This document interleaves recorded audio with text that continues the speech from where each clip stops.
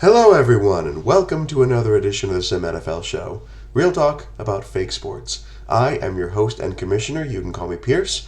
It is 11:20 p.m. on New Year's Eve, and I'm recovering from a terrible cold. But you guys want content, and I'm going to good and goddamn give it to you. Let's talk about Week 6 of the 2026 SimNFL season over at SimSN. So real quick, we're going to do our stats and summaries from every game, culminating with my choices for players of the week, do a quick injury update, and check in on the standings through 6 games. And then we will preview Week 7. There's no feature this week because I sound like this, but we did add a new wrinkle to the previews, care of Sarge, which I think you'll appreciate. So, there was a thrilling game between the Commanders and the Jets, a high-scoring affair which the Commanders ultimately won 44-38. The Jets were actually leading or tied in this game from the middle of the first quarter to late in the third, but Washington kept it close, ultimately pulled ahead. Stephen Tabbert had a 20-yard touchdown run to break a tie at 27-all late in the third quarter, and then Morrison hit Covarrubias for a 6-yard touchdown to give the Washington Commanders their largest lead of the day. That was 41-30. The Jets did score on the final play of regulation, both a touchdown and a 2-point conversion, to bring it technically within 6 points. But that's fitting because it was an incredibly close game. Jerome Morrison, 50 attempts, 440 yards, 3 touchdowns, 172 to Rodrigo Gonzalez. Nick Suarez, 115 total yards on 25 touches, and a pair of scores for him. But after a back-and-forth game, Commanders ultimately pull away with the win. For the Packers and Browns, it was a much more defensive game. Browns took the early lead 13-3, and then a critical possession right before halftime. Carl Frost ran in a touchdown at the end of the second quarter to make it 13-10. And then late in the fourth quarter, with the game tied at 13, Patrick Brown's punt was blocked, giving the Packers great field position. Garibay threw a touchdown to Donald Galligan to take the lead. Browns would then turn it over on downs on their last possession, giving the Packers a chip shot field goal to widen the lead to 10. But this was a very close game throughout. Young Dominic Enku actually almost outdueled Joseph Garibay. Well, it's not much of a QB duel when they throw for fewer than 200 yards. But a solid performance. But Garibay had the defensive and the special teams performance and the running game to pull it out. Also had Leon Payne and David Bookheit getting a total of 7 sacks between them. That helped a lot too. The Buccaneers and Colts played to a close 16-15 decision. Tampa Bay scored twice in the first quarter on a pair of Kingery touchdowns. After a missed extra point, they had a 13-0 lead. The Colts kept it close, kept it at 16-9. And then with 1:02 left in the game, they scored their first touchdown on a Gregory Taphorn 2-yard touchdown run. But they missed their own extra point, and so Tampa Bay actually escaped with the win, 16-15. 103 yards, but 2 touchdowns for Travis Kingery, 74 yards on the ground, another 109 from Max Smith, as the Buccaneers get the win here. Titans and Texans played to a close defensive game in the AFC South, with the Titans winning 17-11. The big play of this game was a Jason Yabusele pick 6 in the second quarter, which gave Tennessee the early lead. And then the next drive, Wayne Reimer broke a 40-yard touchdown run to make it 14-3. Now the Texans did put up a fight. Jeff Hawley made it 14-11 in the third quarter with a touchdown run and a 2-point conversion run. And then the Texans almost pulled off a miracle in the fourth, down 17-11. Nebel had completions of 19 and 14 yards, got the ball all the way to the Titans' 28-yard line before time expired, and the Titans escaped with the win. So Wayne Reimer, only 67 yards passing, 58 yards and a touchdown rushing, and Yabusele with the big pick 6 to lead the Titans to the victory. The Chiefs beat the Jaguars 22-17 in a battle of young quarterbacks. Matt Howard actually scored first with a 2-yard touchdown pass to Barry Madruga to open the scoring. But Chop would respond throughout the game with touchdown passes to Dolis and then King Angelis, giving the Chiefs a 19-10 lead by early in the fourth quarter. Jacksonville closed the gap with a Hugh Kahn rushing touchdown from a yard out. That made it 22-17 with under 5 minutes to go.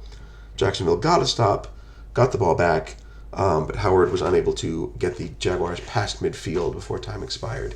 The Chiefs win, 336 yards and 2 touchdowns from David Chop, 129 of those to wide receiver Michael Walker. So Chiefs, another great victory for them and David Chop. The Raiders and Bills played a close game with the Raiders coming out on top 28-25. We had a couple of lead changes early in this one, which were very exciting. In the second quarter, James Hickson found Andrew Richards for a 12-yard touchdown. That was our first lead change. That made it 14-10 Raiders. But in the third quarter, James Rivera found Donald Kelly for a 6-yard touchdown. Bills were back in front. Later in the third, Hickson finds Cobb for a 1-yard touchdown. Raiders are now back in front. And then a James Rivera interception led to an Irving 2-yard touchdown run. Raiders spread the lead to 28-17 at that point.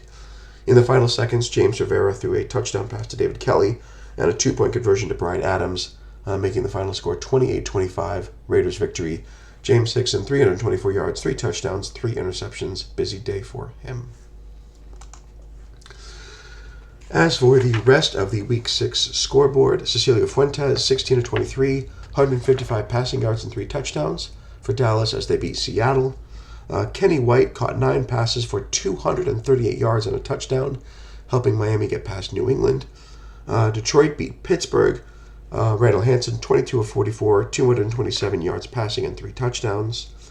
Aaron Poole had a great day for Philadelphia, 27 of 36, 264 passing yards, 3 passing touchdowns, 17 carries for 69 yards. Nice day for him. Atlanta beat New Orleans, 27-6. Atlanta, big defensive day. Marco Everett had 5 tackles for loss and 2 sacks. And then Oscar Reyes, the strong safety, 2 tackles for loss, 2 passes defended, and an interception. The Chargers beat Arizona 41-3. Harrison Rodriguez, 98 rushing yards and 3 touchdowns. Razul Miller, 4 interceptions and a forced fumble. Chicago got their first win over Cincinnati, 30-13. Lewis, 22 of 25. Very accurate day for the pocket passer. 285 yards and a touchdown for him. Carolina blanked San Francisco, 38-0. Link, 33 of 42, 360 passing yards, 5 touchdowns, 2 interceptions. 3 different receivers for the Panthers had 100 receiving yards. Then Minnesota beat Baltimore 26-0. This one might need to come with an asterisk, as Baltimore was under a full scheme penalty, which they should not have been. That has been covered in the announcements. But Minnesota did get the win. Christian Sinnott, 17 of 21 for 158 passing yards on the day.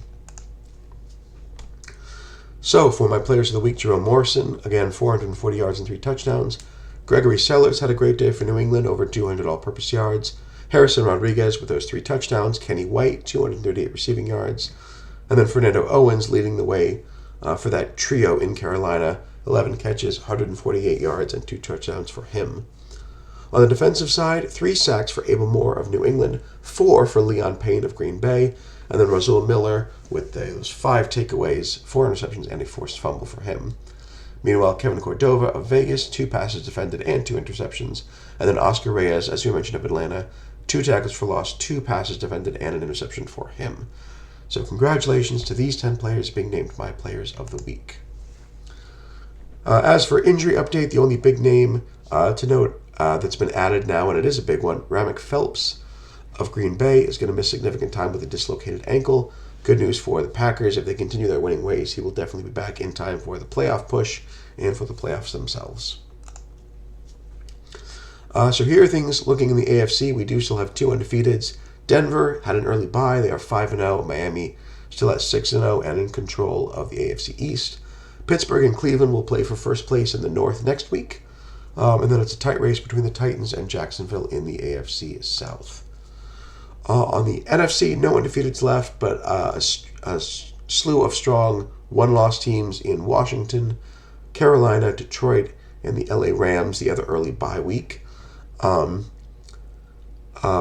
other than the NFC South, still a lot of race left to be run, including the absolute meat grinder that we know is the NFC East, with all teams 500 or better. So here's what to expect in the week to come, with now lines from the advanced rankings.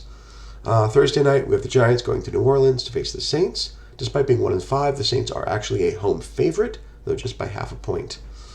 A great rivalry, Dallas at Washington for first place in the NFC East. Washington about a touchdown favorite at home in that one. Green Bay is going to Atlanta to face the Falcons. Falcons are 10-point underdogs at home. Still undefeated Denver is a big home favorite over Tennessee, although with Tennessee definitely more than meets the eye as we've seen so far. Seattle going to Vegas in a battle of the 500s. Vegas a strong favorite there at home. On Sunday night, we have Pittsburgh at Cleveland. That's another battle for first place, this one in the AFC North. Cleveland just over a touchdown underdog at home in that one. And then on Monday night, we finish things up with Jacksonville at Houston, with Jacksonville being the road favorite in that game. So a lot of exciting games to be played. Hopefully you'll join us in the week to come. That is all I have for this edition of the SimNFL show. Thank you so much for watching. And as I say to all users in all of our sims, good luck and have fun and Happy New Year.